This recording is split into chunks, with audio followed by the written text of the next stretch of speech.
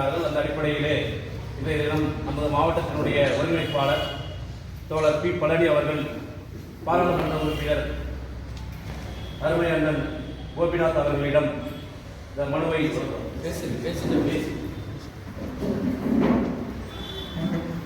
தோழர்களே, அனைவருக்கும் வணக்கம். அனைத்து விவசாயிகள் சங்கத்தின் சார்பாக டெல்லியை முடிவேடு அடிப்படையில் நம்முடைய ஐக்கிய விவசாயிகள் முன்னணி எஸ்கே சௌமித கிசான் மோர்ச்சா இன்றைக்கு இந்த அமைப்பு ஒரு 60க்கும் மேற்பட்ட விவசாயிகள் இணைந்து இந்த போராட்டங்கள் 3 வேளாண் சட்டங்களை எதிர்த்து டெல்லியிலே போராட்டம் 2020 நவம்பர் 26 தொடங்கி 2021 டிசம்பர் 11 வரை சரியாக 384 நடந்தது. அந்த போராட்டம் இன்றைக்கு சாதாரண போராட்டம் அல்ல, உலகையே உலுக்கிய உழவர் போராட்டம். அந்த போராட்டத்தில் வெயில் என்றும் பாராமல், மழை என்றும் பாராமல், குளிர் என்றும் பாராமல் அந்த 3 வேளாண் சட்டங்களை எதிர்த்து போராடிய பொழுது 236 பேர் உயிர் தியாகம் செய்திருக்கிறார்கள். இந்த போராட்டம் 384 இறுதி நாளில் அன்றைக்கு மோடி தலைமையான மோடி அரசாங்கம் விவசாய அமைச்சர் அந்த போராட்ட குழுவுக்கு வாக்குறுதி கொடுக்கப்பட்டது. 2021 டிசம்பர் 30 ஒப்பந்தம் எடுக்கப்பட்டது. ஆனால் இதுவரை அதை நிறைவேற்றப்படவில்லை மோடி அரசாங்கம். தற்பொழுது அதே அமைப்பு ஐக்கிய விவசாயிகள் முன்னணி ஜூலை 10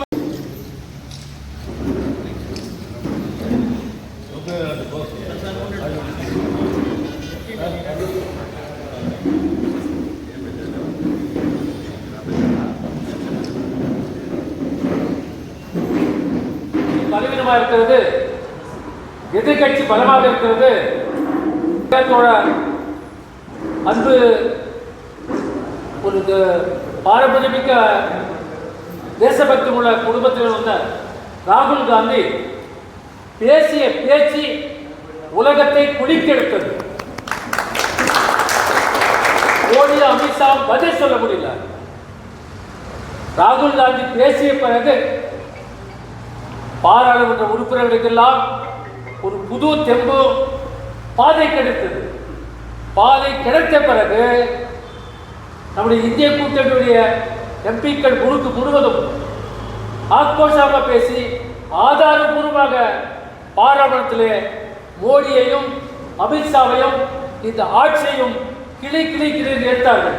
அதற்கு பிறகு ஊசலாடிய காங்கிரஸ் கட்சிக்காரர்கள், ஊசலாடிய மற்ற கட்சியில் இருக்கலாம், ஊசலாட்டத்தை நீக்கி உறுதியாக நிற்பதற்கான ஏற்பாடு நடந்தது.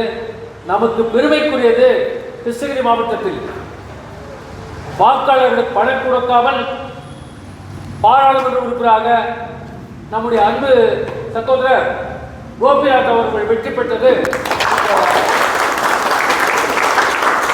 இந்த தொகுதியுடைய பெருமையை காட்டுகிறது. மற்ற தொகுதிகள் எல்லாம் வாக்காளருக்கு பணம் கொடுத்தார்கள். நம்ம தொகுதியில் வாக்காளர் பணமும் கொடுக்கல. தானாக இருந்து கிராமத்தைச் சேர்ந்த நம்முடைய கூட்டணி சேர்ந்தவர்கள் பலமாக இறங்கி வேலை செய்து அவர் மிகப்பெரிய அளவில் வெற்றி பெற்றிருக்கிறார்கள். ஆகிய அவரிடம் நம்முடைய விவசாய சங்கத்தின் சார்பாக கோரிக்கை மனு கொடுத்து நடக்கக்கூடிய சக்சஸ்ல பாராளுமன்ற நிகழ்ச்சியில் பங்கேற்று நம்முடைய கூட்டணி சேர்ந்த இந்திய கூட்டணி அமைப்பு முழுவதும் பேசி மறுபடியும் விவசாயிகளுடைய உரிமைகளை பெற்று தருவதற்கான ஏற்பாடை வகுக்க வேண்டும். விவசாய பொருளுக்கு நியாய விலையும் விவசாய உரிமையை பாதுகாப்பதும் கடனை ரத்து செய்வதும் இந்த கோரிக்கை உள்ளடக்கிய நிலை 12 கோரிக்கைகள் இருக்கிறது. அதற்கான மனுவை நம்முடைய பாராளுமன்ற உறுப்பினர் அன்பு சகோதரர் கோபிநாத் அவர்கள் ஒப்படைத்திருக்கார்கள். அவரும் எடுத்து பேசுவார். சபைக்கு நமஸ்காரம். அனைவருக்கும் அன்பார்ந்த வணக்கங்கள். இந்த கூட்டத்தின் தலைவர், சிபிஐயின் மாநில துணைத் தலைவர் பெரியவர் அண்ணா அவர்களுக்கும் மற்றும் அனைத்து விவசாய சங்க தோழர்களுக்கும் மற்றும் காங்கிரஸ் பெரிய இந்த நண்பர்களுக்கும் ப்ரெஸ் நண்பர்களுக்கும் முதல்ல மனமார்ந்த நன்றியோடு வணக்கத்தை சொல்லி, நான் சற்று தாமதமாக வந்தால் முதல்ல தயவுசெய்து எல்லோரும் மன்னிச்சுக்கணும். நான் வேணும்ன்ட்டு லேட்டாக வரல. ஏற்கனவே அண்ணன் அவர்கள் என்னோடய ஆஃபீஸுக்கு வந்து நாங்கள் கோரிக்கை மனு கொடுக்கணும், இது நீங்கள் பாராளுமன்றத்தில் நீங்கள் உங்களோட குரல் எடுக்க வேண்டும் நான் சொன்னபோது நான் அவர் சொன்னேன், அண்ணா நீங்கள் வரக்கூடாது, நீங்கள் எனக்கு அன்பு கட்டளை எடுங்க, நானே எடுத்து அந்த பெற்றுக்கொண்டிருக்கலான்ட்டு நான் இங்கே வரேன். அதுக்கு அவர் சொன்னார், இல்லை நாங்கள் வந்து கொடுக்குறதா முறைன்ட்டு. நான் அப்போ அவர் சொன்னேன், நம்மளுக்குள்ள முறைன்றது ஒன்றும் இல்லைங்க, நீங்கள் கூப்பிட்டா நானே வரேன்னு சொல்லிட்டு அதுக்கப்புறம் அவர் டைம் கொடுத்தாரு. பிட்வீன் 11 to 11:30 நீங்கள் வந்தால் எங்கள் தோழர்கள் வந்திருப்பாங்க, அந்த நேரத்துக்கு வாங்கன்ட்டு. அப்போ அவர்கிட்ட பர்மிஷன் வாங்கிட்டு கொஞ்சம் கோயில் போயிட்டு வரேன் அப்படின்னு சொன்னால் இசட் ஓகேன்ட்டு. கோயில் போகும்போது அங்கே இருக்கும்போது பழைய நண்பர்களுக்கு கொஞ்சம் பிடிச்சிட்டு அது லேட் ஆகிடுச்சு. என்னோடய தாமதத்துக்கு அது முதல் காரணம். இரண்டாவது, அண்ணா பேசும்போது சொன்னாங்க, இதுவரை காசு கொடுக்காம கிட்டத்தட்ட 2 லட்சம் வாக்கு வித்தியாசத்தை நாம் ஜெயிச்சிருக்கிறோம், வெற்றி பெற்றிருக்கோம்னா இது சாதாரண வெற்றி இல்லைன்னு சொன்னாங்க. உண்மை சொல்ல பண்ண இந்த வெற்றிக்கு முழு காரணம் நீங்கள் தான், அதை நான் இல்லை.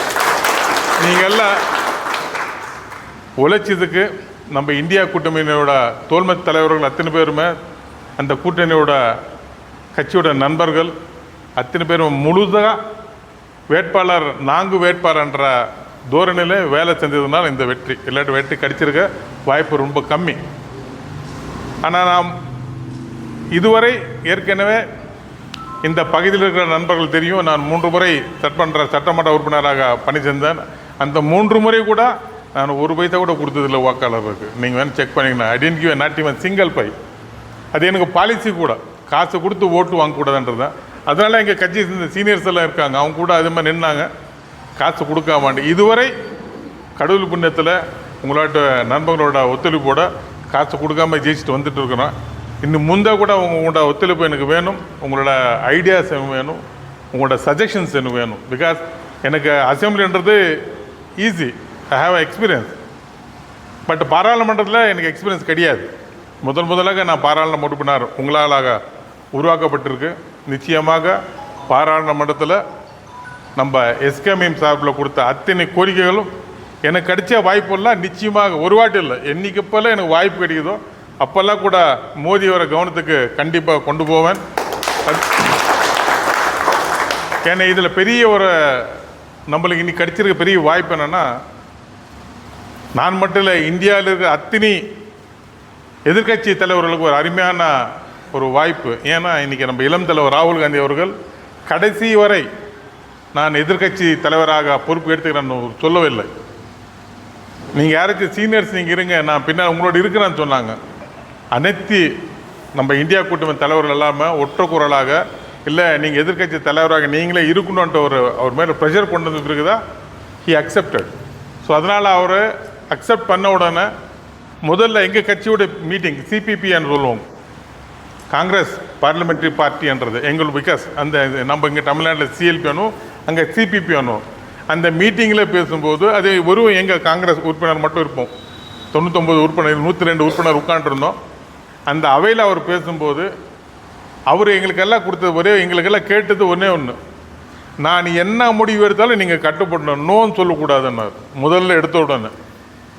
அப்போ எங்கள் தலைவர், அகில இந்திய காங்கிரஸ் தலைவர் பெரியவர் கர்கே அவர்கள் கேட்டாங்க, நீங்கள் என்ன சொன்னால் நாங்கள் ஓன்னு ஓகேன்னு சொல்லணுமான்ட்டு. ஆமாம் நான் என்ன சொன்னேன், ஓகே சொல்லணும் அப்படின்னு தான் அந்த பொறுப்பு நான் ஏற்றிக்கிறது இல்லை. நான் பிளைண்டாக அவர் தமாஷ்காக சொன்ன வார்த்தை, அவர் சீரியஸ், எஸ் நான் சொல்கிறத இங்கே அக்செப்ட் பண்ணணும்.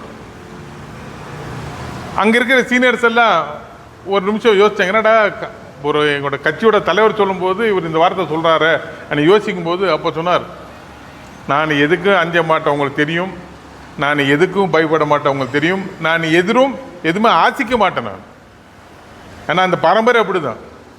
அருமையான வாய்ப்பு, 2 தடவை வாய்ப்பு இருக்கும்போது அண்ணே சோனியா காந்திகள் பிரதமர் பதவியே துச்சமாக வானான்னு சொன்னாங்க. அவரோட பரம்பரை அந்த பிளட் அவருக்கு, அவர் அதில் துணிச்ச சொன்னார், நான் எதுக்கும் ஆசைப்பட மாட்டேன், எனக்கு எதுவுமே தேவையில்லை, மக்களாக நான் பணி செய்யணும்னு வந்திருக்கிறேன், என் கட்சிக்கு நான் பண்ணுறேன், என்னோடய பாராளுமன்றத்தை என்னோடய தொகுதிக்கு உட்பட்டு நான் பண்ண தயார். இன்றைக்கி நான் எதிர்கட்சியை நான் உட்காண்ட பிறகு இந்த நாட்டில் இருக்கிற 140 கோடி மக்களுக்கு நான் பிரதிநிதியாக இருக்கணும், அதுக்கு நான் குரல் கொடுக்கணும், அது சிலது நல்லது செய்யலாம், சிலது கெடுதலும் நடக்க முடியும், அப்போ நீங்கள் அக்செப்ட் பண்ண முடியுமான்னு. அப்போ உடனடியாக அங்கே சீனியர் கேட்டாங்க, எந்த மாதிரி அப்படின்னு. நாங்கள் ஒரு இடத்துல குரல் கொடுப்போம், நம்ம தூக்கி வெளியில் போவோம். முதல் வாட்டி பேசும்போது 5 நிமிஷம் கிடைக்கும், அப்புறம் திடீர்னு 2 நிமிஷம் கிடைக்கலாம். அந்த 2 நிமிஷம் கிடைக்கும்போது இந்த குரலை கொடுப்பேன், 5 நிமிஷம் கொடுக்கும்போது விரிவாக்க இந்த குரல் கொடுப்பேன் உங்களுக்கு வாக்குறுதி சொல்லி என்ன பாராளுமன்ற உறுப்பினராக தேர்ந்தெடுத்துக்கு மீண்டும் முறை நன்றி சொல்லி விடுகிறேன். நன்றி நன்றி நன்றி.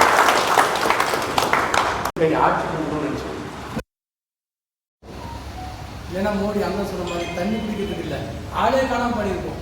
அந்த அளவுக்கு எல்லாரும் கஷ்டப்பட்டோம். அந்த அடிப்படையில் நம்ம கிருஷ்ணகிரி மாவட்டத்தில் எங்கள் தளபதி நல்மணி அவர்கள் சிறப்பாக செயல்பட்டு எப்படியும் கோபிநாத் அவர்களை வெற்றி செய்யப்பட வேண்டும் எங்களுக்கெல்லாம் தொடர்ந்து வலியுறுத்தினார்கள். அதுபோல் வலியுறுத்தி நாம் இன்றைக்கு அண்ணன் சொன்னது போல 2 லட்சம் வாக்கு வித்தியாசத்தில் வெற்றி பெற்றுள்ளோம். வெற்றி பெற்றது மட்டும் அல்ல, கிருஷ்ணகிரி மாவட்டத்தின் மண்ணின் மைந்தனாக வெற்றி பெற்றுள்ளோம். அதான் இந்த கூட்டத்தில் கலந்து கொண்டு விவசாய சங்கம் கொடுத்த அந்த மனுவை எப்பப்போது எந்தெந்த நேரம் கிடைக்குதோ அப்போதெல்லாம் நான் பேசுவேன் என்று அறிவித்த அருமை அண்ணன் கோபிநாத் அவர்களுக்கு நன்றி தெரிவித்து, தோழர்களுக்கும் மீடியா நண்பர்களுக்கும் நன்றி தெரிவித்து கொடுத்து வைக்கிறோம். நன்றி,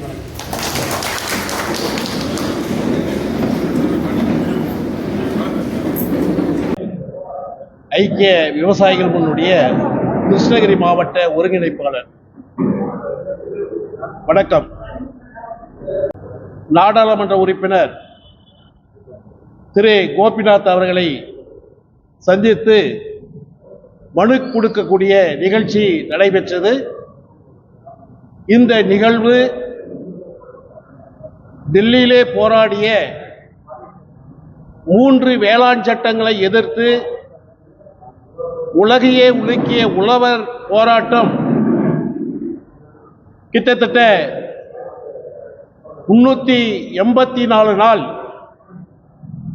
அதாவது 2020ஆம் ஆண்டு நவம்பர் 26 தொடங்கி 2021 டிசம்பர் 11 வரை 384 போராட்டம் நடைபெற்றது. இந்த போராட்டம் வெயில் மழை பனி என்று பாராமல் அனைத்து விவசாய சங்கங்களும் ஒருங்கிணைந்து அந்த போராட்டத்தை நடத்தப்பட்டது. அந்த போராட்டத்தில் 236 உயிர்கள் தியாகம் செய்யப்பட்டிருக்கு. அந்த போராட்டத்தின் விளைவாக கடந்த 2021 டிசம்பர் 9ஆம் தேதி ஒரு ஒப்பந்தம் போடப்பட்டது. 12 கோரிக்கைகளை நிறைவேற்றுவதாக அன்றைக்கு மோடி அரசாங்கம் வாக்குறுதி கொடுக்கப்பட்டது. ஆனால் இதுவரை அந்த ஒப்பந்தம் போடப்பட்ட கோரிக்கைகள் நிறைவேற்றப்படவில்லை. ஆகவே மீண்டும் மத்தியிலே மோடி தலைமையில் ஒரு ஆட்சி அமர்ந்திருக்கிறது. இந்த மோடி ஆட்சியை வலியுறுத்தி கடந்த முறை ஒப்பந்தம் போடப்பட்ட அந்த 12 வாக்குறுதிகளும் நிறைவேற்றப்பட வேண்டும் என்கிற அடிப்படையில் இந்த மாதம் 10ஆம் தேதி டெல்லியிலே 60க்கும் மேற்பட்ட அனைத்து விவசாய சங்கங்களும் ஒன்று கூடி இந்த போராட்டத்தை மீண்டும் கையில் எடுப்பது